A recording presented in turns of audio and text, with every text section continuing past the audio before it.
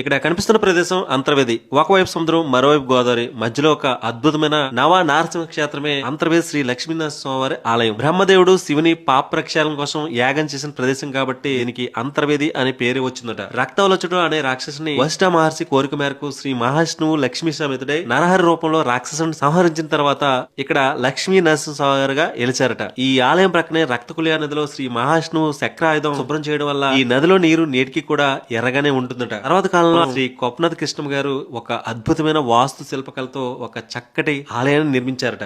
ఈ ఆలయంలోకి ప్రవేశిస్తే రాతి స్తంభాల నిర్మాణం గాని, ఎత్తైన గాలి గోపురాలు గాని చూస్తే కోనసీమలోని ఒక అద్భుతమైన ఆలయంగా చెప్పుకోవచ్చు. ఈ ఆలయానికి ఎదురుగా ఉండే వశిష్ఠాశ్రమం చూస్తే చుట్టూ సరోవరం, మధ్యలో కలుపు ఆకారంలో ఉంటూ స్వామివారు కూర్మావతారంలో దర్శనమిస్తూ ఉంటారు. ఇక్కడ దగ్గరలోనే అశ్వరుడాంబిక అమ్మవారు అంటే స్వామివారి సోదరిగా భావించే గుర్రాలక్క అమ్మవారి ఆలయం కూడా ఉందండోయ్. ఇక్కడ గోదావరి సముద్రంలో కలిసే చోటు, సాగర సంగమం అంటే అన్నా చెల్లెగట్టు, అతి పవిత్రమైన ప్రదేశం. అన్నట్టు మర్చిపోయాను, అన్నా చెల్లెగట్టు దగ్గర ఎక్కండోయ్, అది చాలా ప్రమాదం కూడా. ఈ సముద్ర తీరంలోనే ఎత్తైన దీపస్తంభం ఉండడం వల్ల ప్రకృతి ప్రేమికులను ఎంతకైనా ఆకర్షిస్తూ ఉంటుంది. స్వామివారి కళ్యాణ మహోత్సవంలో భాగంగా ఈ నెల అనగా 28/1/2026 బుధవారం రాత్రి 1:56 స్వామివారి కళ్యాణ మహోత్సవం. 29/1/2026 అంటే గురువారం మధ్యాహ్నం 2:05 స్వామివారి రథోత్సవం. 1/2/2026 ఆదివారం ఉదయం 8 గంటలకు స్వామివారి చక్ర స్నానం అంటే పౌర్ణమి స్నానాలు. 2/2/2026 అంటే సోమవారం హంసవాహనంపై తెప్పోత్సవం. ఒకవైపు పర్యాటక ప్రదేశం, మరోవైపు దక్షిణ కాశీగా పేరుగాంచిన ఇలాంటి ప్రదేశాన్ని ఒకసారి దర్శిస్తే